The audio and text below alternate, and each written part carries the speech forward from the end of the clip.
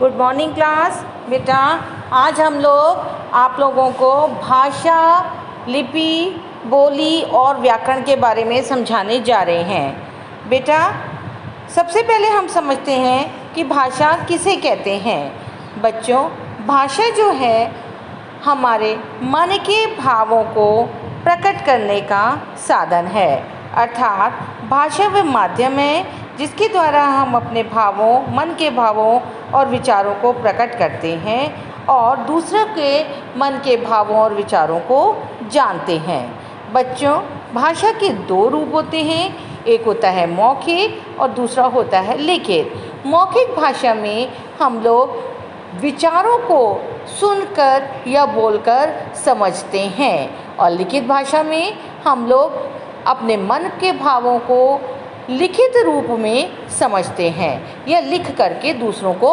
बताते हैं। बच्चों अब हम आते हैं अगले पॉइंट लिपि पे। लिपि किसे कहते हैं? भाषा के लिखने के ढंग को लिपि कहा जाता है, यानी कि किसी भी भाषा को लिखने के लिए जो चिन्ह निर्धारित किए गए हैं उन्हें हम लिपि कहते हैं। बच्चों लिपि हिंदी भाषा के लिखने के ढंग को लिपि कहते हैं, ये तो आपको समझ में आ गया है।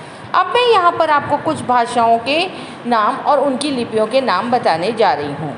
हिंदी भाषा की लिपि देवनागरी होती है, पंजाबी भाषा की गुरुमुखी, अंग्रेजी की रोमन, उर्दू की फारसी, बंगला की बांग्ला तथा गुजराती की देवनागरी लिपि है। अर्थात लिपि हमें किसी भी भाषा को लिखने के ढंग को बताती है। इसके बाद बच्चों इसका अगला अंग है व्याकरण।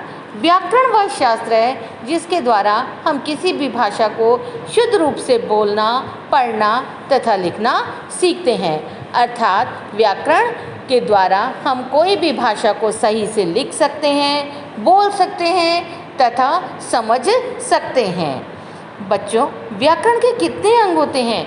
व्याकरण के मुख्यतः 3 अंग माने गए हैं: वर्ण विचार, शब्द विचार और वाक्य विचार। बच्चों वर्ण विचार जिन्हें अंग्रेजी भाषा में लेटर्स या अल्फ़ाबेट कहा जाता है, हिंदी में वर्ण विचार के अंतर्गत अ से लेके ज्ञ तक के वर्ण आते हैं। शब्द विचार को अंग्रेजी भाषा में वर्ड्स कहा जाता है। इसके अंतर्गत शब्दों पर विचार किया जाता है, जैसे सड़क, विद्यार्थी, घर आदि। तीसरा आता है बच्चों वाक्य विचार। इसके अंतर्गत वाक्यों पर विचार किया जाता है, जैसे महात्मा गांधी भारत में राष्ट्रपिता के रूप में जाने जाते हैं या महात्मा गांधी को भारत का राष्ट्रपिता कहा जाता है। तो बच्चों अब तक आपने समझा कि भाषा किसे कहते हैं। भाषा मन के विचारों को प्रकट करने का साधन है। लिपि किसे कहते हैं? लिखने के ढंग को लिपि कहते हैं। व्याकरण किसे कहते हैं? व्याकरण वह माध्यम है जिसके द्वारा हम भाषा के शुद्ध रूप को समझते हैं। तो बच्चों अब इससे संबंधित प्रश्नों को आप स्कूल ऐप पर या अपने PDF में चेक करेंगे। Thank you class.